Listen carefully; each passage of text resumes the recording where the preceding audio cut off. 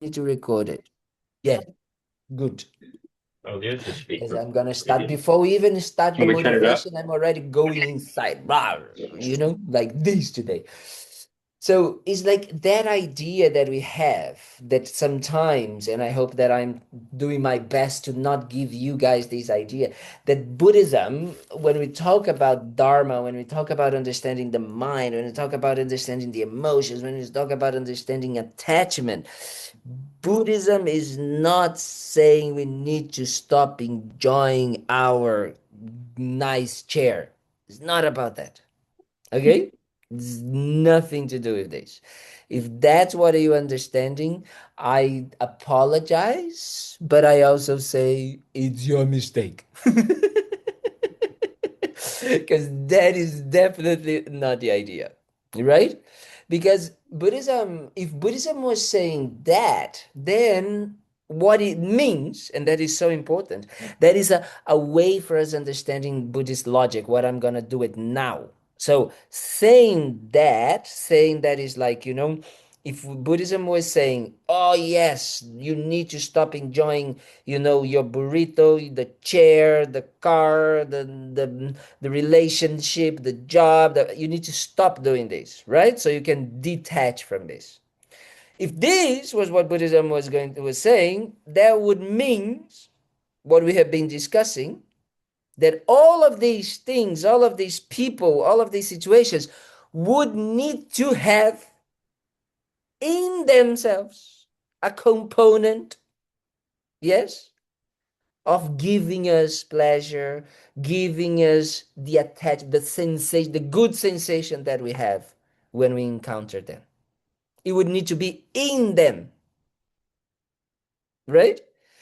Then Buddhism was going to say, like, yes, because they have the component of attachment, the component. So you need to get rid of them, right?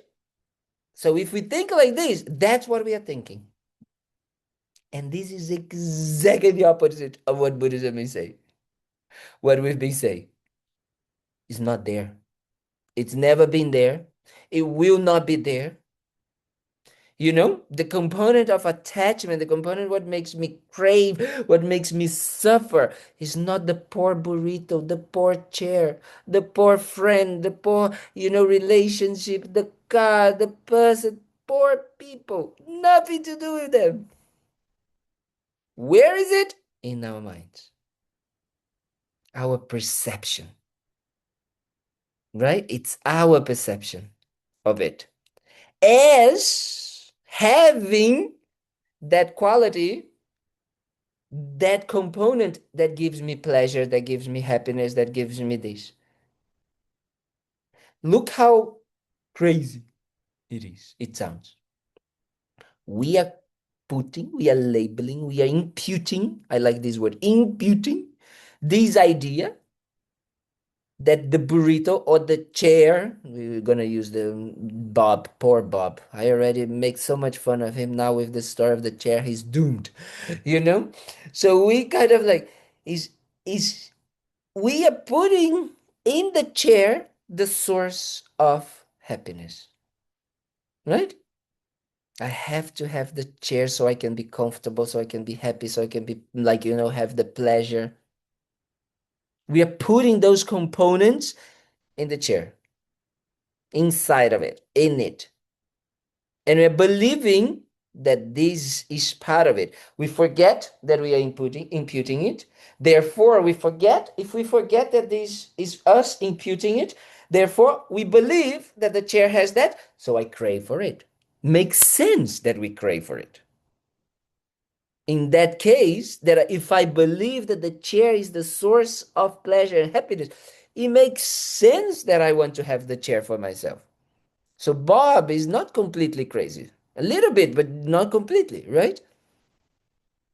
Because if he believes and he projects that in there, right? And he believes, he forgets that he's the one projects, of course it makes sense that he wants that. Because he wants to be happy and he doesn't want to suffer. All of us. Does it make sense? Yes? Yeah. However, what is the tricky part here? is the lack of us investigating if this is true. Does the chair has the component?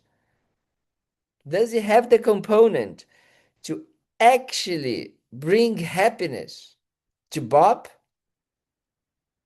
without he's thinking about it like anything?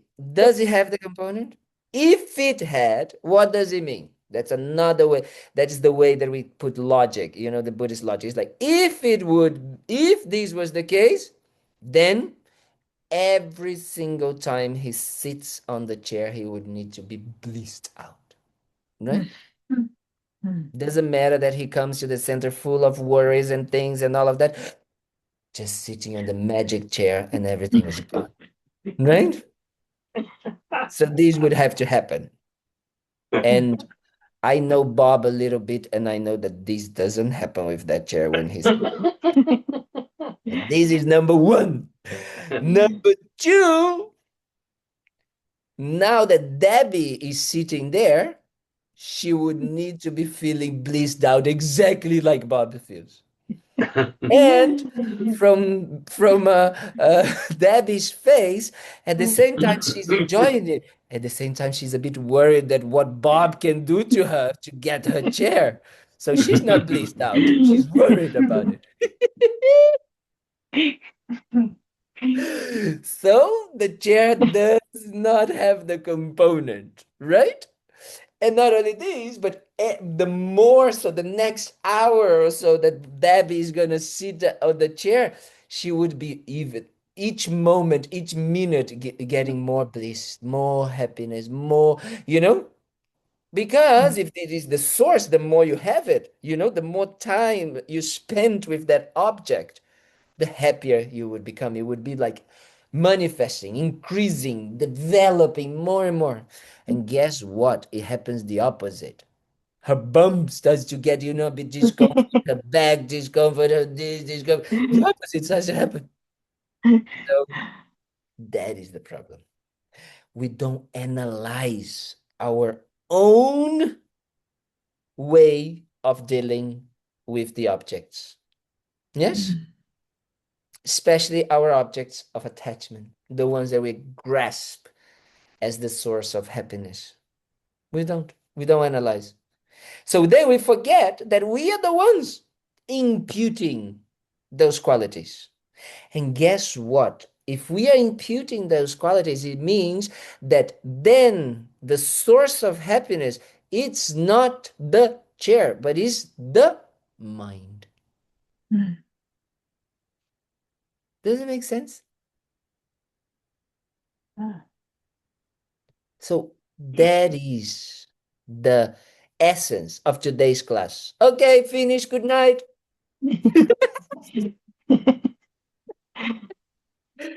That's why I said it's like great, before we even start thinking about how special that we can be here together, so we generate a good motivation, we already finished the class. Very good. That's it. Gone. But that is really, really, really, really important, right?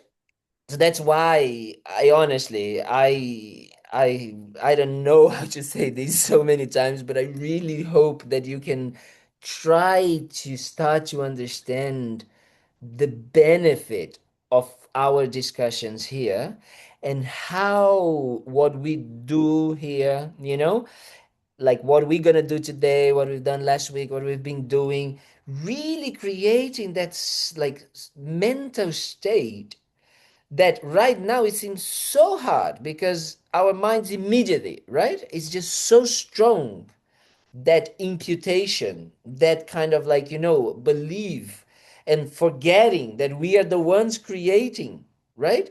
In the chair, in the person, in the object, in the situation, in the car, in the relationship, whatever it is, that we are the ones creating with our minds our own happiness, right?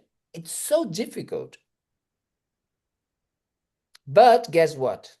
Because we are here, Today you stopped whatever you were doing. Maybe you worked and you're tired, and even though you came here, or you're at the center, you're at home, and you decided to come and listen to this. So this is wow, wow, so special, so kind. The kindest thing you can do to yourself. Try to really, you listen, contemplate, meditate, think rationally about it. So important, so important. So that's why, we try to create that intention before we do things, especially when we're gonna, when we do something that as we are doing, like talking about these situations. The reason why we try to make these a very strong seed, a very strong imprint in our minds, is that because the stronger the seed and the imprint, when the time comes, when Debbie sits on our chair that we are so attached, we don't suffer so much. Yes? It's very, I always say, sometimes people don't want to listen to these things when everything's okay, right, in their lives. Because everything's okay. Why do I need to listen to this? Right? But if we don't do it now, the moment that the circumstances change, then we don't have the tools to deal with it. And then it will be too hard when the circumstances are there already. It's harder. It's almost saying, oh, I don't need to practice, I don't know, playing, football or whatever, And then I just go and play. And then when I go and play, it's going to be harder, right? I need to practice. I need to train. I need to be ready for the moment of the game, right? And what is the game that I'm talking about? Us with our emotions, us with our own mind. Hmm? Not the game of when Debbie sits on the chair. Because this is going to be happening all the time. If it's not Debbie, it's going to be Jack, it's going to be, Iris. So we don't have that control. But guess what? That is the approach we have right now. Trying to put a little paper on the chair and say, it is my chair, Or someone that doesn't. So we try to create and to really manipulate the world and the environment around us to not allow someone to steal and take our chair. And this is exhausting because it's impossible. Completely impossible. We don't control Jack's crazy mind, that he also today he woke up and says, I want that chair. We don't know that, we don't know, but maybe Debbie just like, also says, no, today I'm sitting there and nobody's gonna take me out of it. We don't have that. We don't have that control. But what do we have a sort of control and we can develop more and more is the perception. Hmm? Understanding is stopping being a slave of our own projections. That's what we can do. That's what we can control or try to control. Does it make sense what I'm saying? Yes? Does it? Yes, sir. Yes? That is, wow, the essence of it. Is better, Bob? Are you more relaxed now? Can you stay with us for the class? Yes, I'm Okay. doing much better. Thank you. Very If I good. start to slip back, I'll let you know. Exactly. You just kind of like you let us know what we can do to help you. Yes. So it's very important as well that we start to understand a little bit more about how the mind actually, like, um, works in that process of creating those labels and these imputations, right? Why is it important? Because then we start to understand a little bit more about how we work so we can, and as I like to say, the mechanics or the process of that formation, how this imputation is formed, so we can actually in that process see the moments and recognize them, so we can either stop them or transform them or let it go of them, right?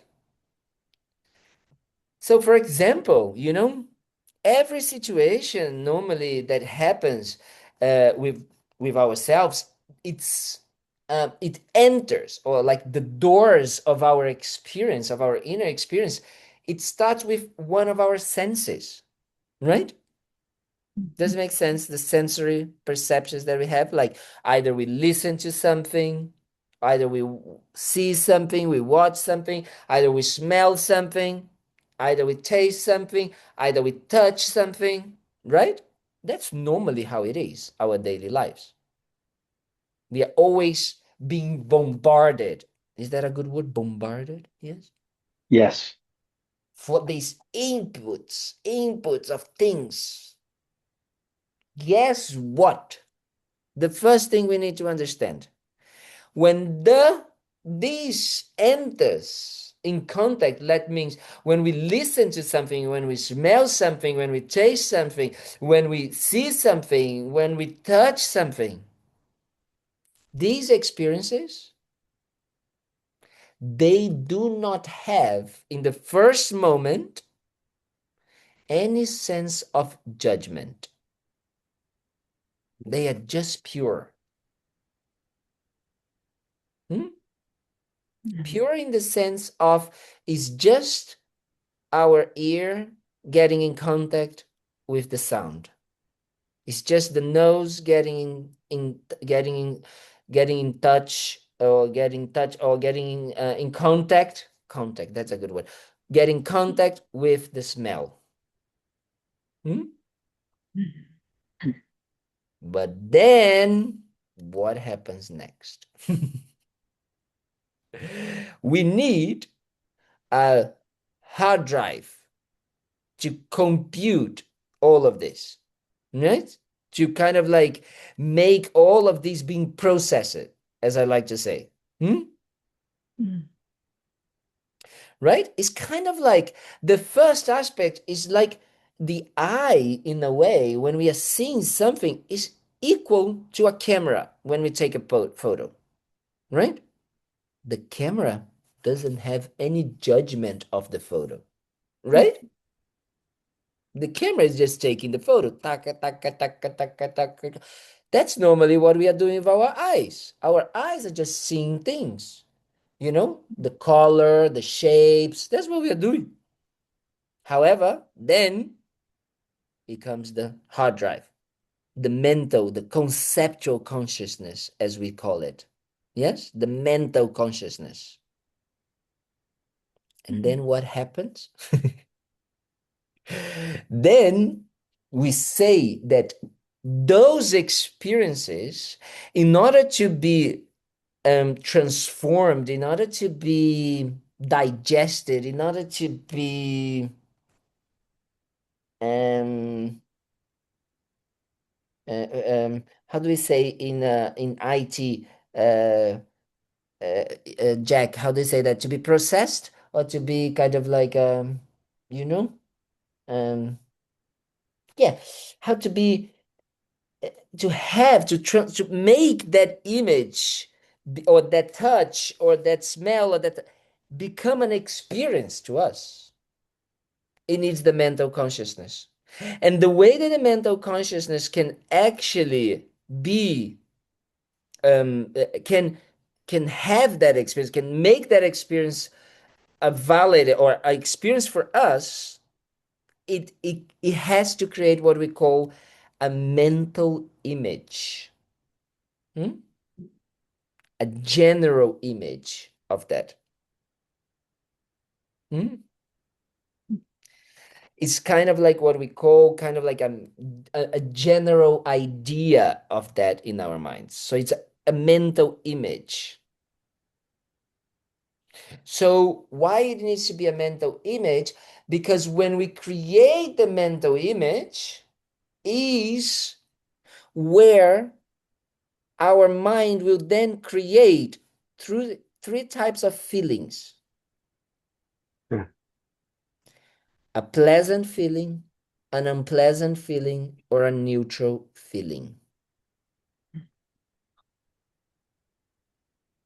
Why? Because the pleasurable feeling, the unpleasant feeling, and the neutral feeling do not happen in the object, right? As we were saying, it happens in the mind. So the mind is creating that. Does it make sense what I'm saying? So the mind Yes. is creating the pleasant feeling, the unpleasant feeling, and the neutral feeling. So what does it mean already that?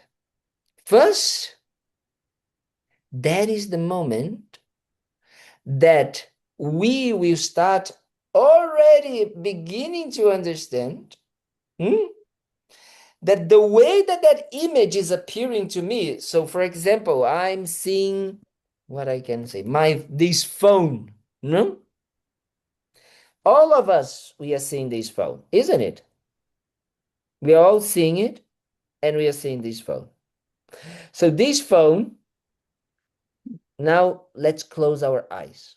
Everybody close the eyes. So if I ask you to say, okay, try to visualize or to see the phone in your mind, you know, maybe you can try to remember, oh yes, the shape and the color, how many cameras, or the way, is more rounded here, more this, right? So it's appearing in our minds because we are not seeing it. Yes? It's coming through the memory that we created by watching it, by seeing it now. Yes? But now open your eyes and look at the phone again. Now, the way that the phone is appearing in your mind is exactly the same process. Yes? That we were using with the memory. But here we have the phone. So we don't need the memory. We have the object. But the mental image, the visualization in our mind is happening in the same way. Does it make sense what I just explained? Do you understand, Laurie? Yeah, can you say it one more time? Because Yes. yeah, I need Yes, to. I wanted this because this is very nice to understand. For the computer of the mind, the mental consciousness to work, yes, it works with an image of the object. Yes? Because it's the mind. So the mind doesn't have it's not how do you say matter. It's not it's not a tangible. We cannot touch. So it is happening in the mind. So the way that the mind creates it, it can be mainly by two ways. Either by seeing the object right now, and seeing these right now will create then the image in the mind. Yes? But let's face it, I don't need the image or the object to be here for me to think about the phone. Right? I can just think about it because I remember how it is. For example, no, you don't need to have your family members close to you to remember your family members, right? To see your family members in your mind. When you are in front of them, the image is being generated because you're seeing them, yes, and then it's happening in your mind. Does it make sense? Yes. Yes? Yes. I think someone had a question over there. Oh, no. At the center? No, nobody has a question? No. Okay. So that means that that image that is appearing to our minds, when it appears to our mind, yes, that mental image, This is the first step that each of us are creating individually. What does it mean? We believe that we are all seeing this in the same way. Yes? But when we are seeing it, the seeing it is the same, but the appearance to the mind already different. Why? Because we have different, let's say, memories, different tastes, different kind of like, ideas, different this and different that and different. I like this, I don't like that. So when I see that, the color and the shape, it already appears to my mind as if, like, oh, it's red. I don't like red. So then what the mind will create? An unpleasant feeling because I don't like red. But then to Bob, he's going to see it.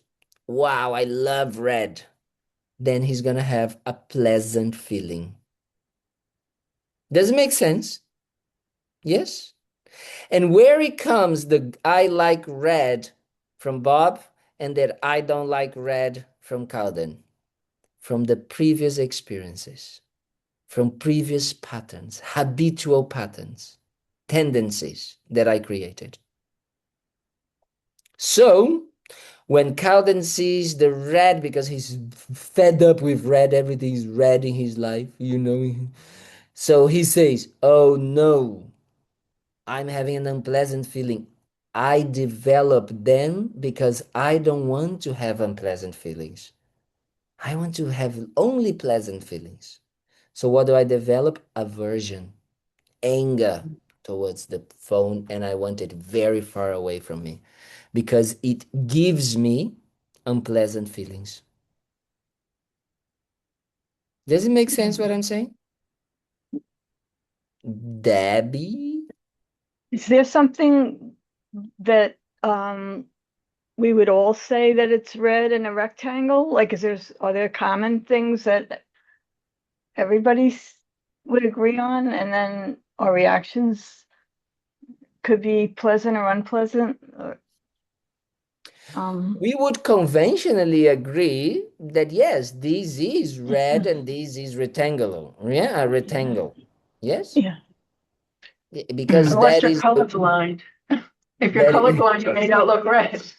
that's it. That's it. That's very good. A colorblind would have a completely different experience than us, but not because of the object, but because of their Right. eye, Perception. Right. Right. Yeah. right?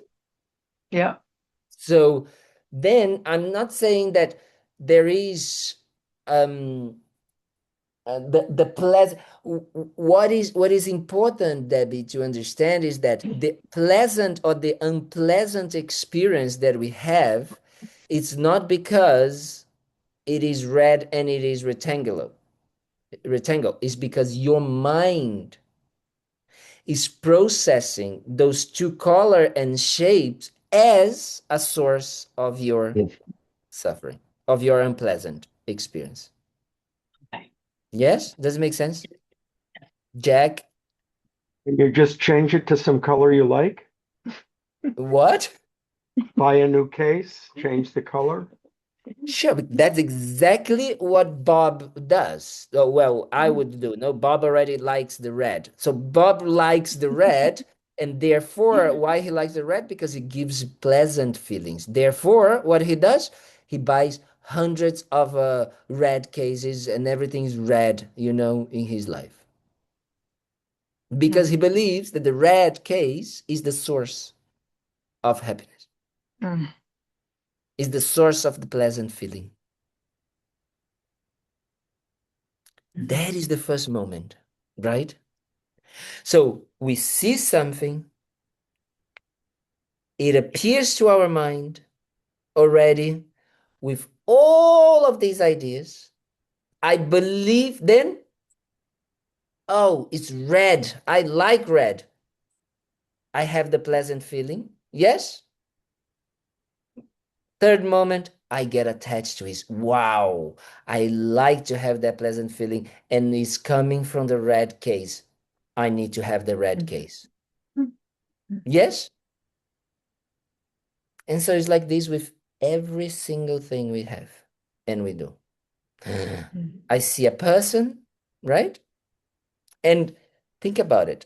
We think that we are seeing that person for the first time, but we have in our minds already what things that we think that we like or dislike about a person. Oh, I like this type of nose, this type of things, this type of that, this type of the, we have all the categorizations of things that we believe, are beautiful and pleasant. Mm. So when we are looking into the world, we are looking to things that will match that idea that we believe is pleasant. Mm. So we just keep continuing again and again and again. So what we do, exactly what Jack said. We don't like red, so we create hundreds of thousands of cases that are not red and all of the different colors, so I can be feeling pleasant by having everything but red. And that's our lives. We are changing the exterior aspects of things, believing that they are the source of our pleasant or unpleasant feelings. Yes, Lori, save me. Okay, I have a question. So for example, Yes. I left work today and I said, I need to be in the woods. And I went to Birch Park and I walked in the woods. And that was the source in my mind of Yes. my happiness. For the afternoon, that's what I needed to do. Yes. So I attached that feeling to it. Is beautiful. The woods Yes. are but what you're talking about is what if it started raining and I couldn't get to the park? So then I have to, in my own mind, investigate. Yes. You can go home and not go to the woods to walk in the woods and still be happy. It is beautiful and it is a source of happiness for me. It can But be. It can if I be. can't get there, I can still be happy. Think about it in a different way. Can I rephrase that a little bit? Mhm. Yes. Mhm. The happiness that you have when you're walking in the woods is coming from your own mind. So that potential to experience that feeling, that experience of happiness when you are in the woods, it's Mhm. in your mind. Mm. Yeah. It's independent of the woods. Yeah. It's in your mind because Okay. it's a mental experience. Right. So what we are trying to do is try to be less slaves of the belief that if I don't have the woods, I won't have the pleasant and the happy experience, Right. right? Yeah. That is what we are trying to be free from. Because Mhm. as if this was true, then remember the rational aspect of Buddhism that I like, the three types of aspects that we always ask ourselves. If this was true, that happiness is that happiness that I can have when I'm walking in the woods would only be able if I have it in the woods, then every time I'm in the woods, I would have to have that experience. And I'm sure that you've been in the woods and you didn't have it so much sometimes. The more you walk in the woods, the happier you would become. So actually, you would never leave the woods because you would be wanting to be there all the time. Yeah. But that also doesn't happen. After an hour, you are tired, you are hungry, you are this, you are that. So it's not there, right? This is to prove that it's not in the woods, right? And then every single person that would experience the woods would need to have the same experience. And there are many people that don't like it. He's like, wild and all of this. I just prefer the comfort of my sofa, right? Right. So that proves that the creator of that pleasant and happy experience, it's in you, in your mind. So what Buddhism is trying to say to us is like, yes, go and walk in the woods, but don't believe that that is the source of your happiness. Because then you're free to enjoy it even more. Because if you have it, wonderful. If you don't have it, wonderful. Does it make sense? Yeah, Is that it does. better, Thank Laurie? you. Yes? Thank Because you. that is what Buddhism is trying to make us understand is that if we are putting all the responsibility of our happiness into these external things, we are creating a prison actually for ourselves.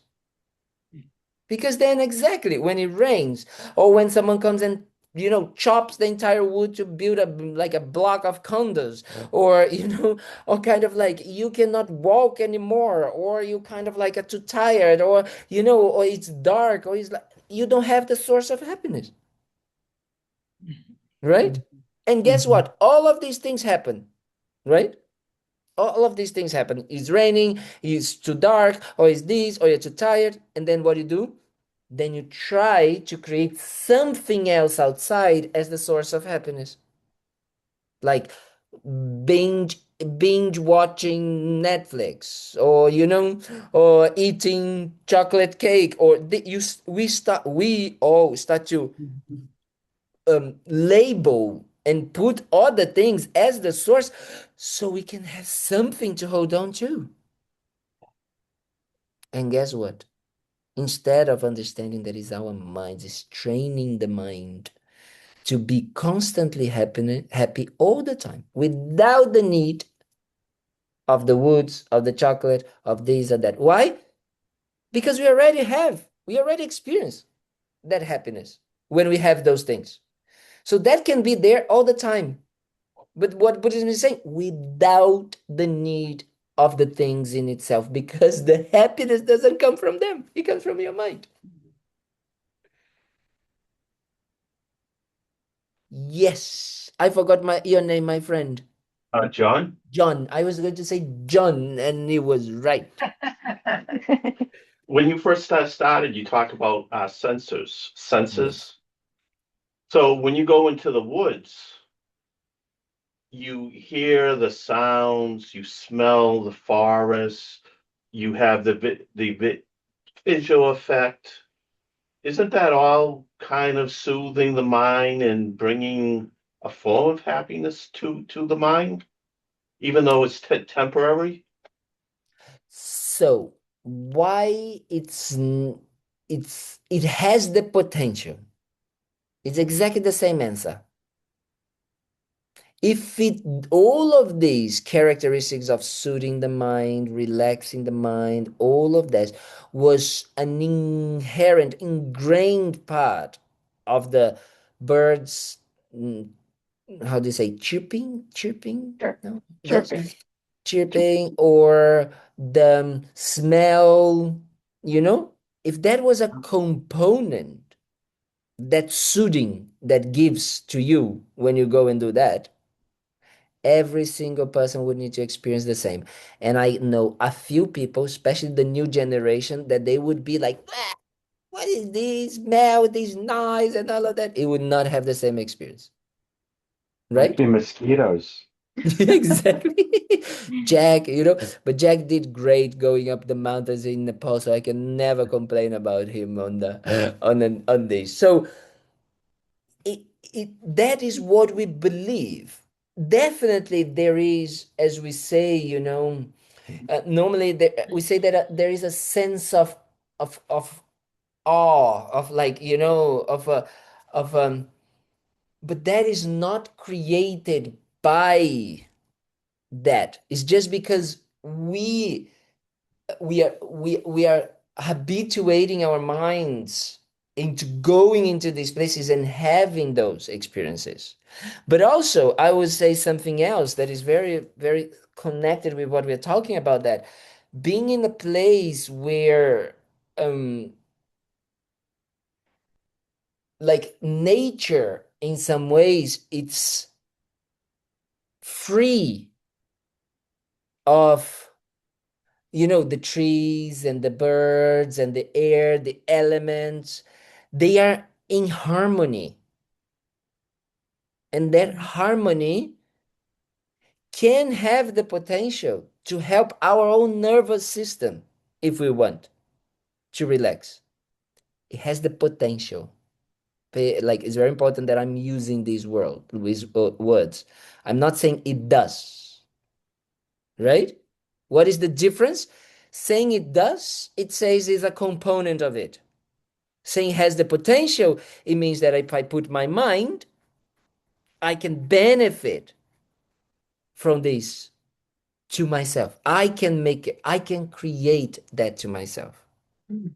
Because in the end of the day, what Buddhism is going to say that you are the creator, the mind is the creator of your happiness, of your unpleasant, of your suffering, because it's a mental experience. So it cannot come from something that is matter, that is like, like this. Yes. But when you're in nature, you're in creation. And when you're in creation, that brings you happiness. If you want to see it, because if you're in a very bad mood and a very bad day and you keep it in your mind, right? Remember we were talking about Hawaii last week? Mm-hmm. Same. Hmm? The poor forest is there, beautiful. The woods Yeah, are there, sometimes you could go in it and not have that good experience. right? And you are, like Lori, just maybe she came from work, but she couldn't turn off her mind. So she was just like, the narrator of the mind that is just like, and she couldn't. So sometimes she can, sometimes she cannot. Mhm. The woods, exactly the same. Mhm. Yes. So who has the potential? Who has the power? Let's say like this. I say power because it's important, because normally we put the power outside. Hmm? We become slaves. That's why I'm saying we become slaves, because we put the power in the woods, the power in the person, the power in the relationship, the power in the job, the power in this, the power of what? Of my own happiness. Because I believe that is in them. I say power when I'm talking about the happiness, but I'm also talking about responsibility when I'm talking about like unpleasant feelings or suffering or anger. Because we do the same, not only to the good things. No, no, no. Guess what? When we are having a bad day as well, Laurie maybe is having a bad day, and she maybe is putting the responsibility of her bad day in the boss, because the boss said this, right? Guess what? The boss maybe says this every single day. And some days it bothers her, some days it doesn't bother her. Is the fault, is the responsibility of the boss, the poor boss? Mhm. Or it's actually the way our minds are interpreting that and believing and, creating that unpleasant feeling? It's in our minds. That's the key. That is, honestly, I don't know. Every time I talk about this, because, and you guys, if you have the possibility of doing the Discovering Buddhism, that Venerable Tendron is doing, I think, on Wednesday. Right. Wednesday. Wednesday. Thank you, Jack. Um, we talk about the mind and its potential, and all of that is the first module, and it's a very important module. And every time I talk about it, it's the beginning, it's the beginning of the Buddhist, like, let's say, a worldview, right? is that the mind is the creator of happiness and is the creator of suffering, is the creator of.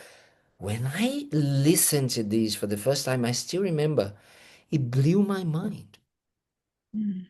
because that was the answer that I was looking for when I was working in finance and starting to make money and starting to have all the kind of like all my ducks in the row. That's what we say. And I was not feeling it, right? It was not doing it for me. So I said, there's something wrong. Because I like everything is there, you know? Because then I started to understand that it was not because of the situation, it was not because of the work, it was not because of this, it was because my mind was not well. Because my mind was not seeing it, my mind was not creating, my mind was unhappy. And those conditions were not helping me to train my mind. It's nothing to do with them, poor people, you know? There was nothing to do with the place, with being in Brazil or doing this, working in finance. Finance is not a bad thing. Like Brazil is not a bad place. My family is not a bad place. It's me. It was my mind that was seeing these things as the causes of my suffering. Because I was slave of it, because I was putting the responsibility in there. Does it make sense what I'm saying? Yes? Yes. Because yes, John. And if I ask so many questions or hope Don't worry. it's help, Don't help. worry. Deb is gonna get the chair. You know, when she gets the chair, so we know that it's time to stop. If I understood what you said before you jump into something else, you said in Buddha, true happiness is always there, it's timeless, and everyone feels the same. What's an example of that? Um, that is the mind. That is the potential of our minds. It's almost saying to you that the mind has the nature, the quality of experiencing that. And if it has the experience, the possibility of experiencing once, actually can experience all the time.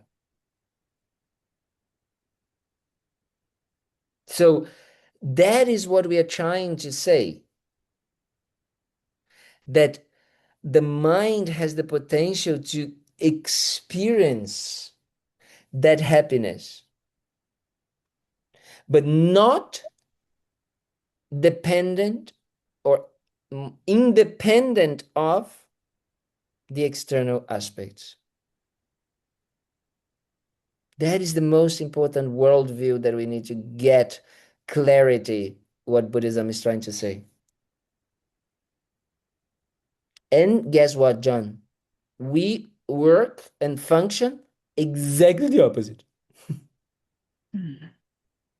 We are truly blinded, believing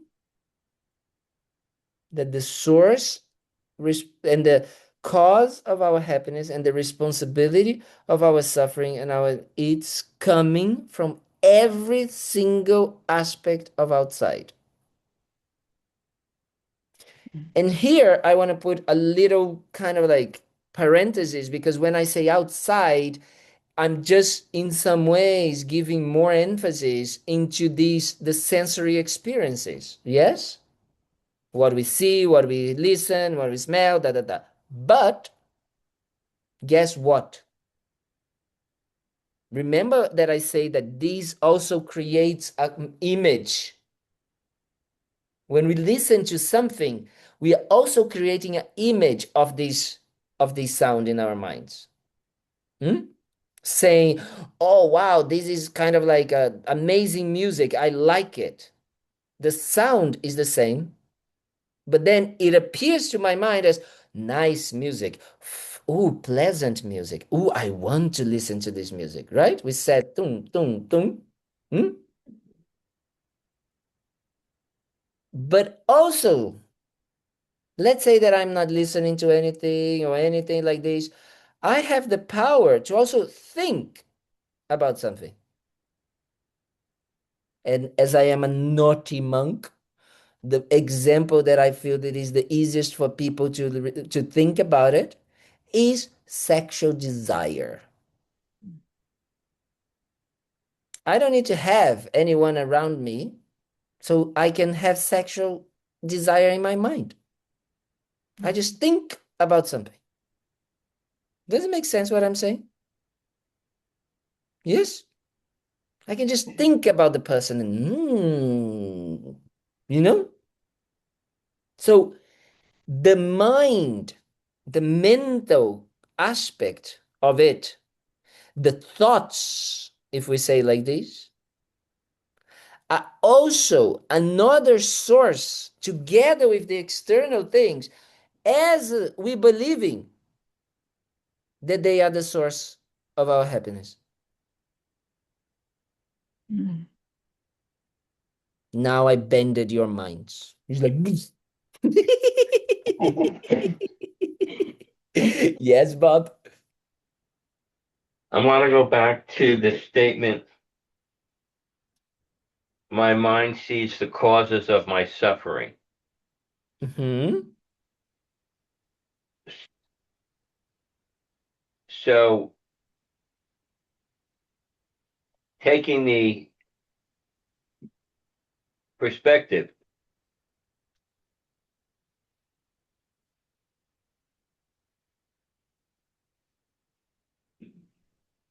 that where's the distinction between suffering or my mind creates the suffering? Because there is suffering, and what I'm trying to decide and understand, and I've been working with this a lot lately, is if the mind is so powerful that we're trying to transform something that we created with our own belief systems. So I kind of feel like I'm delusional in all of this because I have a difficulty separating out, you know, did Mm-hmm. what was this suffering as much suffering as I really thought it was? Yes. Mm-hmm. Am I Very good. creating this? Am I making this up? Yes.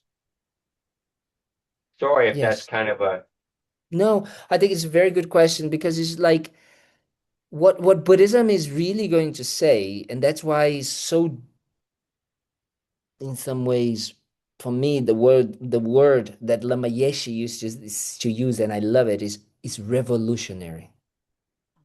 It's mind blowing, literally, or mind bending, because the answer to your like intuition. She's so kind. She's so kind. Now he's happy. Now no more suffering. No more cause The for chair suffering. was uncomfortable. Exactly. So the suffering, it will always come from the mind. There is not a single atom of self-existing outside or external suffering. Again, because if it was, how do we prove that? If there was, then every time that situation happens, you would need to be suffering. Every time that situation happens, not only you would need to be suffering, but you would need to be increasing the suffering. And everybody that would experience the same thing would need to suffer. And we need to be suffering more and more the more that situation happens. And there's nothing that is like this in the world. Tell me. But people tell themselves, pe- Don't listen to people. the mind has stories. The mind has stories Yes, that a person has told themselves. yes, And those stories become very powerful in yes, the way that they experience life. And yes, very often those filters of that experience results in suffering. yes. So what is two things here that to help? One, the mind of understanding the reason why those stories are told, why we have those stories. I'm gonna save you guys years of therapy right now. I'm a little late.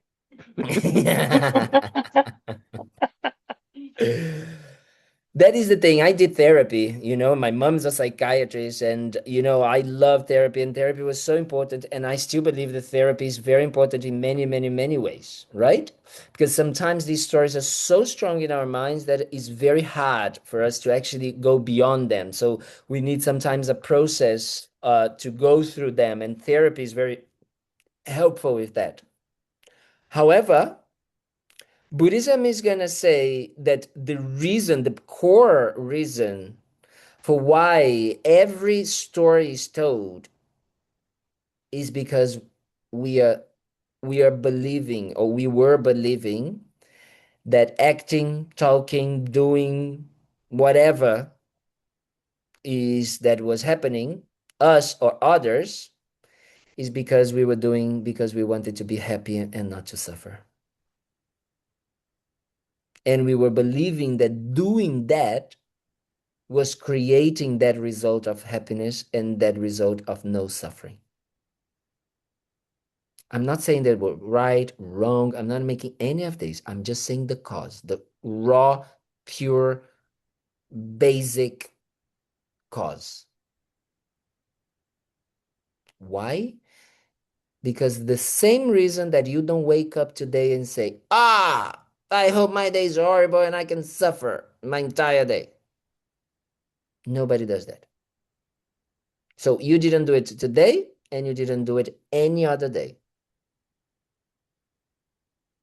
And you don't do it in any other moment of your life. It's not when you wake up, but every action that you perform, every moment, what is guiding you, what is motivating, what is your drive for living, is to not suffer and to be happy.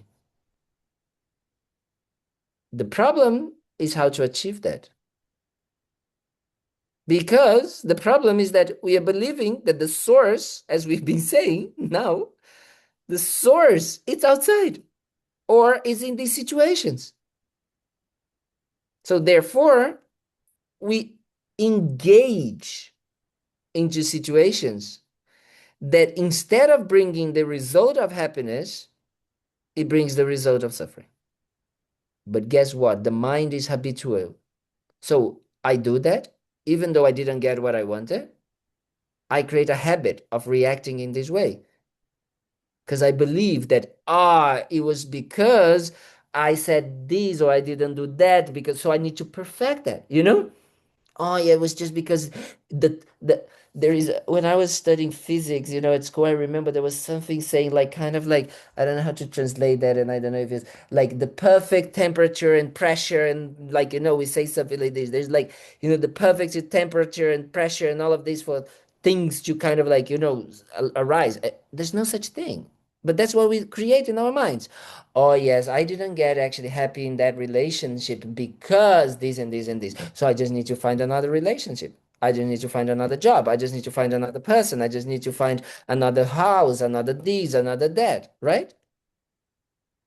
Because we are believing. So we are habituating the mind into this. So that is the stories we create to ourselves. The stories is creating that, oh no, this is that, this is the source of happiness, or this is the source of suffering, and therefore I shouldn't do this. You know? I should not do this. And because if I do this, people don't like me, or people that do this, or people that, and I just continue. So I just go perfecting it. And the same with the happiness. Oh, if I do this, yes, oh, and then I need to actually eat the, this with that, and then that, and that. And I start to create, manipulate. The entire environment use energy, time, money, my youth, my life, everything. Does it make sense? Does it help, Bob? Is it ringing a bell? The Yeah, reason, there comes a point where you just say that might have happened then. But if I keep carrying it forward and forward and forward and forward and forward, that's me continuing the suffering. that's it. That is the conclusion we need to get it, right? So that's why I say it's so important that we understand the reason why we did it. It was not because we are stupid. It's not because we are bad. It's not because we are. I always like to say this because normally that's the reason, right? Or it's not because we are bad people. It's not because we are stupid. It's not because we are not good enough. It's not because of any of these stories we tell ourselves. They are all wrong reasons. The real reason is because we were um, um, ignorant. I'm going to use that word, you know, on how to achieve my lasting wish, my basic wish of wanting to be happy and not suffer. I was just ignorant of it. I didn't know how to do it. And guess what? Even if I know, like now, I still keep doing it because the habit is very strong. So patience is the best thing we can do with ourselves and to others. And that's it. And then this is the first point. The second point is, yes, once we start to understand that the stories are that strong, and the reason why they are happening is because I believed in that because I wanted to be happy and not suffer. Guess what? I don't have to continue doing it, as you were saying. I can change them. Believing in that change is very important to make the change happen. I don't have to. I don't have to continue with the habit. The habit is there, but I don't have to continue.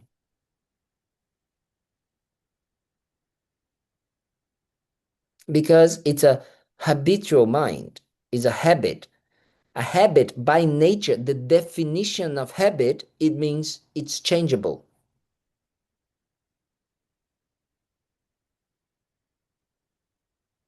So I always say that these two things really helpful. One, take out the drama, the guilt, the negative self-talk, the negative kind of like, bad view of yourself, which is, yeah, you didn't do that because of any of these reasons that your mind is telling you. You only did that because you believed wrongly, yes. And not because you're stupid, because you believe, because it's a habit. That wrong belief is what we are trying to uproot from our minds.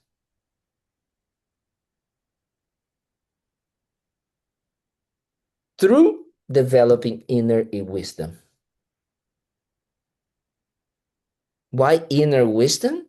Because I can be here talking about all of these, about Laurie.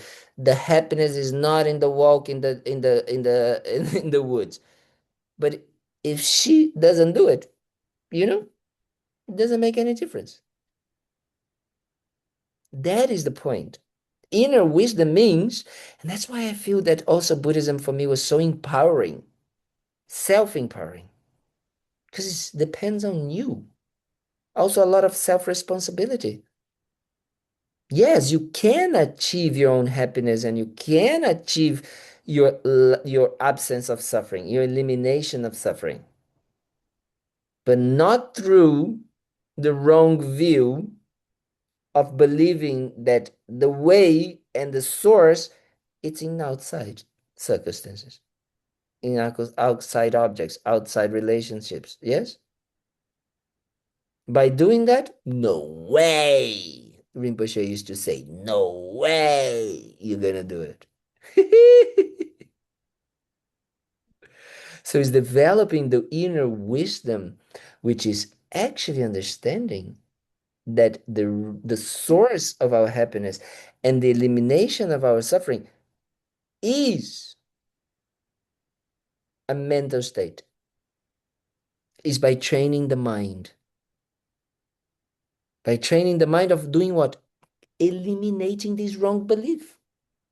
If you eliminate this wrong belief that things are coming from outside, you become free. So then Lori can go walk when she goes and walk in the park, she's blissed out because she already knows that this is not the source of her happiness. She's already blissed out. And when she goes and kind of like, she goes and she doesn't walk in the park, she's blissed out because she doesn't believe that the source of happiness was destroyed because of the rain. So there's no suffering. If there's no wrong belief, does it make sense? If there's no wrong belief, there's no suffering.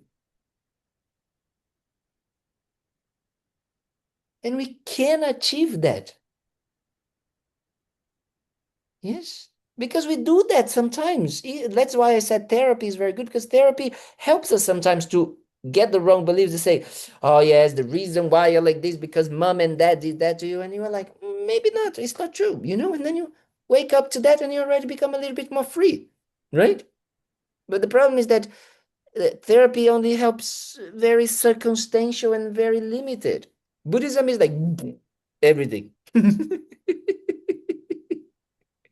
All encompassing.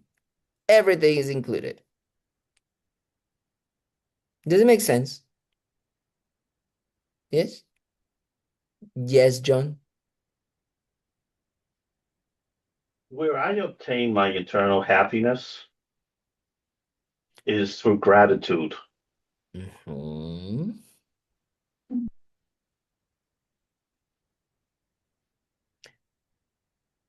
Yes. It's a Yeah. so let's go for that because that's very good. So the mind,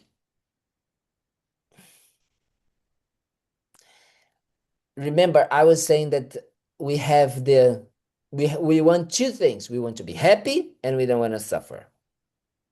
So we understand a bit more that eliminating the wrong belief make us not suffer. Right? Because Laurie doesn't have a belief that anything that she does outside is going to bring her happiness. So she's always okay. She doesn't suffer anymore. Right? But then she not only has the mind completely free from that false belief, but she has the mind full of positive emotions like gratitude, like love, kindness, compassion, patience. Then when she develops those mental states, wow, wow, wow, wow, wow. Then she's not only free, but she's enlightened. Look at this, the light here under the enlightened. I love it. I just saw this. Woo. Enlightened because of these good qualities. Does it make sense? Exactly what you're saying, John. But you get gratitude for a couple of minutes, maybe a couple of hours a day, and that feels extremely good. But it's still, with all my respect and kind towards you, it's still believing that this is coming, from the Sometimes it's really connected with like, oh, because I'm so grateful that I have food and this and that and blah, blah, blah. It's very in relation to what you have sometimes, right? But the gratitude can be in relation to how others, or, you know, gratitude towards others also is meaning the real gratitude that Buddhism is trying to develop is like, oh, I wish people could have everything that I have. Then the mind becomes even happier. Why? Because when you are practicing gratitude and you develop generosity and you practice generosity, for example, you go and you help someone, who is happy in that moment? The person who is receiving, but you, wow, wow, wow, wow, wow. You are so happy, isn't it? When you help someone else.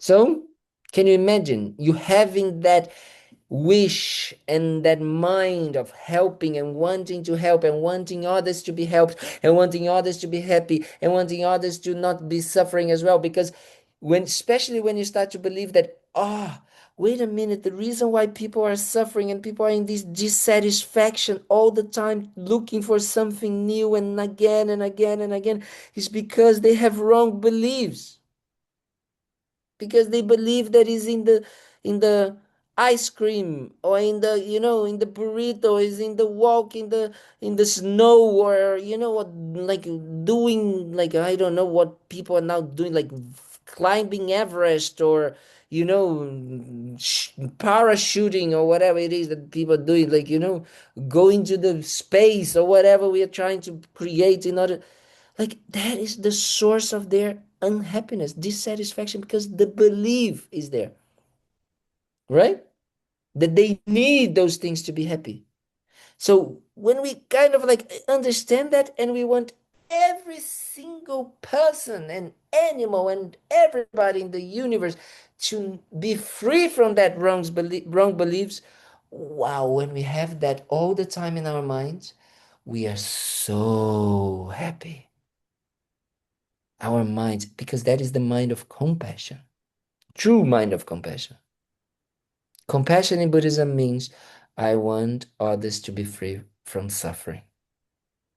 And if I understand that the real cause of suffering is not people not having, only not having food, not having shelter, not having this, not having that, but is the mind of the wrong belief.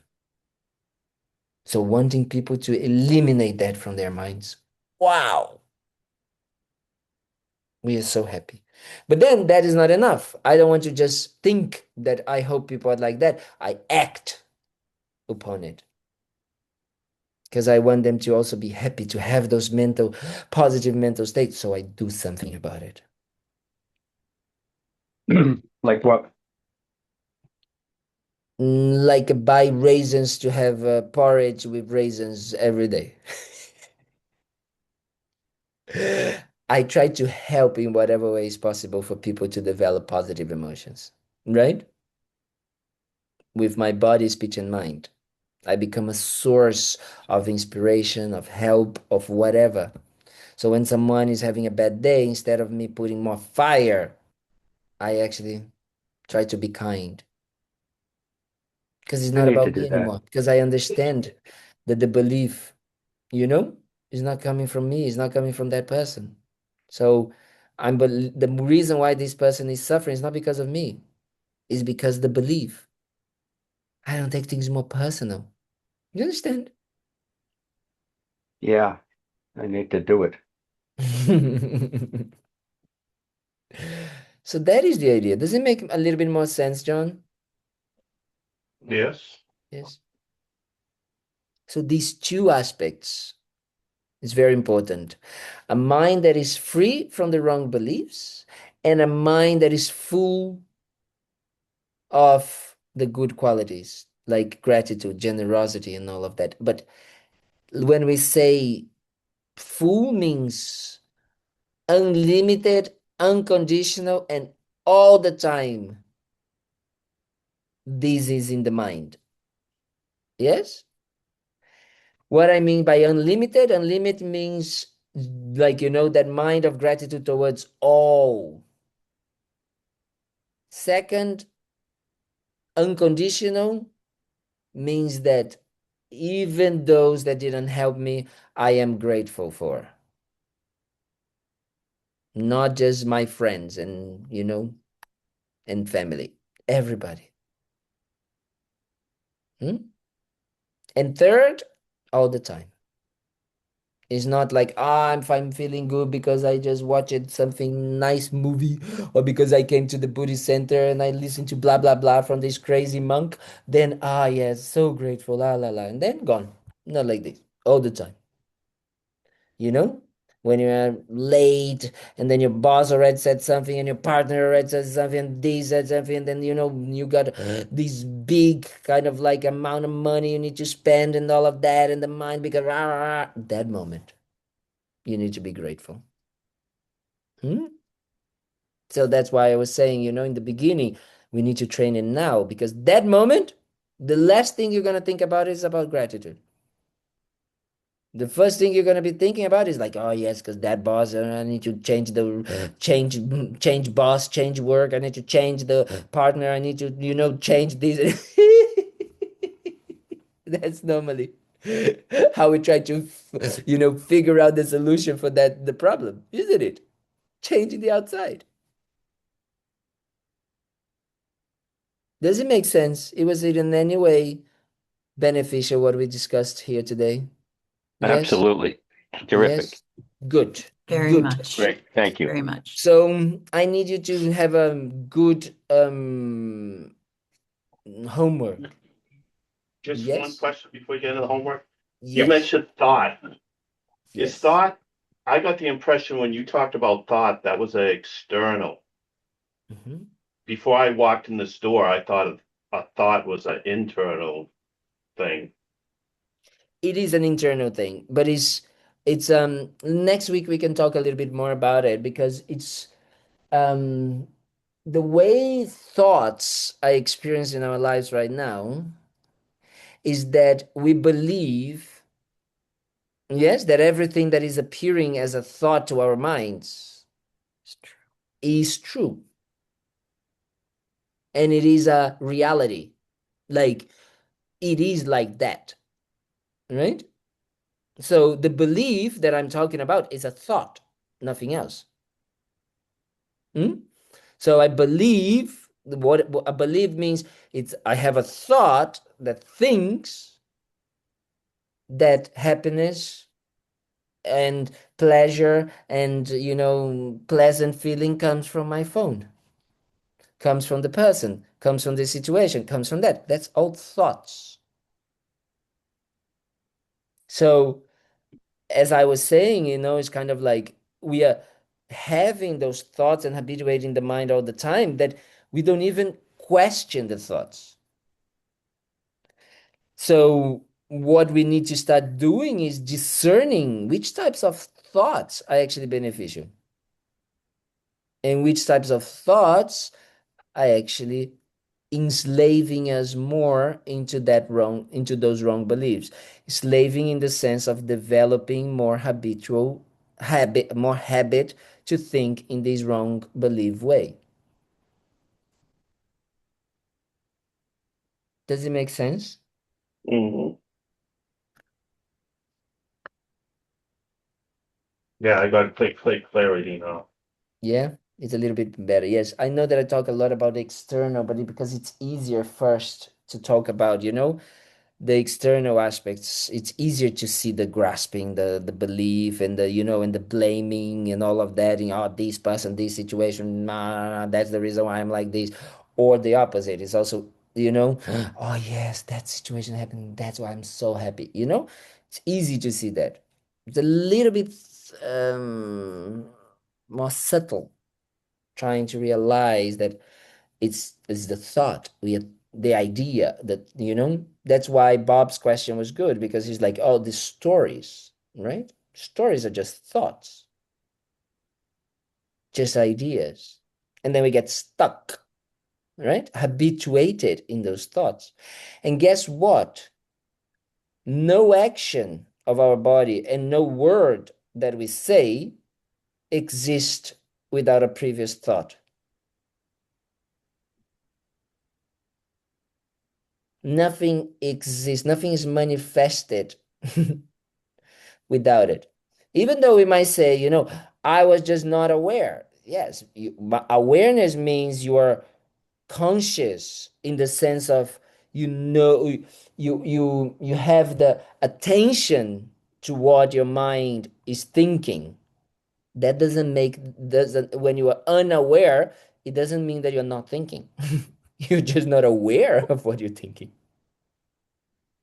but you're thinking. Yeah, And but guess what?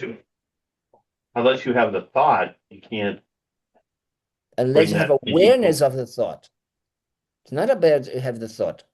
The thought is there. There's no such thing as stopping thinking. The mind, as long as you have a mind, you're gonna have thoughts. Especially in this body with a human being, you're gonna have thoughts, right? Is the But the thoughts kind of drive your thinking. But I know it's late now. We're getting into something deeper. No, it's a very good. We're gonna talk about it in the next week, but it is something that is important for us to understand that the thought in itself, yes, it's just a process. It's like, oh, one thought comes, another goes. One thought comes, another goes. One thought comes, another goes. It's just like a train. Yes, it's always there.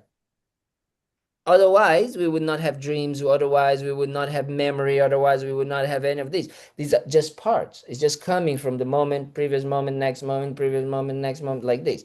However, what it happens is that we need to understand that these thoughts, they are not necessarily as well, the cause of our happiness or the cause. It's our belief in them, right? It's the same thing. And then because of that, then we act. Then we say something. Then we do something. The only reason why you become a doctor is because you thought that being a doctor is a good idea. Hmm? Or because of that, or because of this, because you thought that being a doctor, it will be a cause of your happiness and the alleviation of your suffering, to be more precise. And guess what? Because I believed in that, I created myself and became a doctor. So we are what we think. We become what we think. So the mind has extremely, and the reason why we think in a certain way or another is because we want to be happy and not suffer. Don't forget that. So this is the basis of us understanding why it's so important. How we actually become happy and how we don't suffer. Because then we're not going to waste our time believing that, is either becoming a doctor, a firefighter, or this or that or whatever, right? That means I'm going to stop being a doctor. No, I'm going to become a doctor, but I know that becoming a doctor is not going to solve the problem of my lasting happiness. And it's not going to be the end of my suffering and my misery and my dissatisfaction. No, no, no. Does it make sense? We continue next week if it doesn't. And even if it does, we continue next week anyway.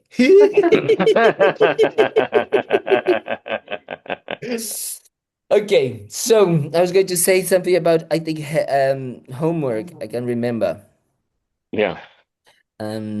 So, um,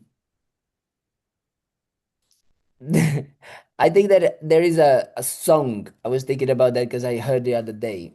It's called Ironic from Alanis Morissette. Yes? Hmm.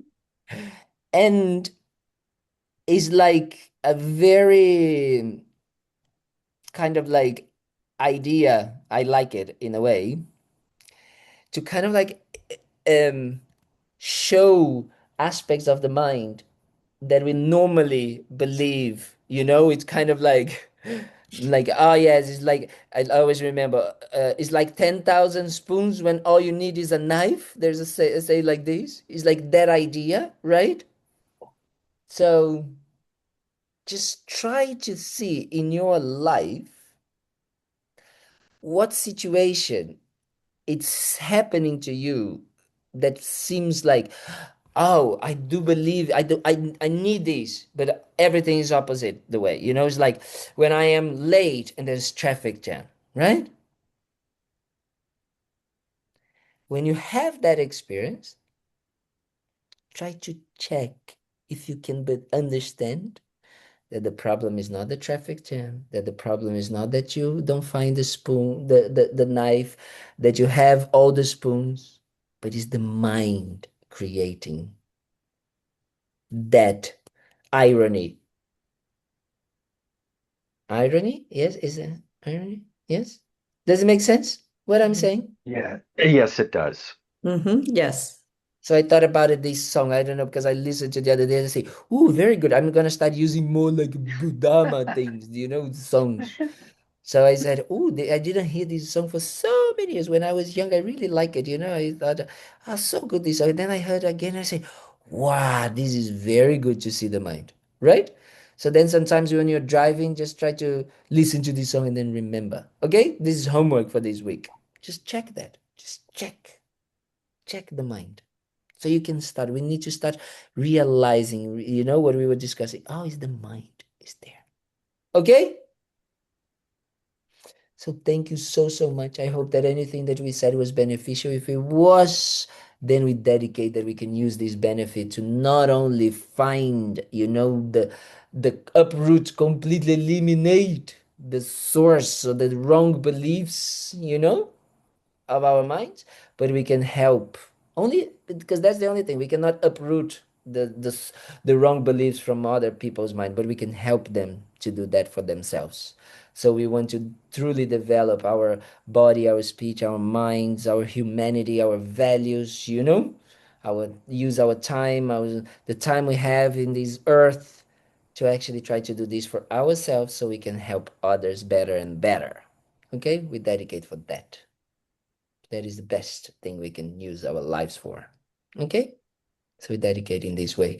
And then we dedicate that, we can continue, have the conditions to continue studying, contemplating, meditating on this. Because we start to see that, wow, wow, wow, wow, wow. As Lama Yeshe say, revolutionary, mind-blowing. Yes? So we can use that. The more we do it, I always remember that I wanted to do an MBA, when I was finishing my time in the work, and I was like, I need to do something. And I did already an MBA, and I said, I want another MBA. Maybe I go to Harvard or something like this, or Wharton or something like that. And then I found the Dharma and I said, wow, better, best MBA of the world, best MBA. Because it's the best of everything, because it changes all our lives, everything in our lives. So we try to do it like this, really appreciate how fortunate we are to be able to do this. Okay.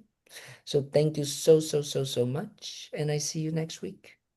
Have a Thank you. wonderful you. week. Thank you. Thank Thank you. you, Thank everybody. you. Thank Thank you. Bye-bye. you. Thank you. So good to see you all. Bye bye. Bye.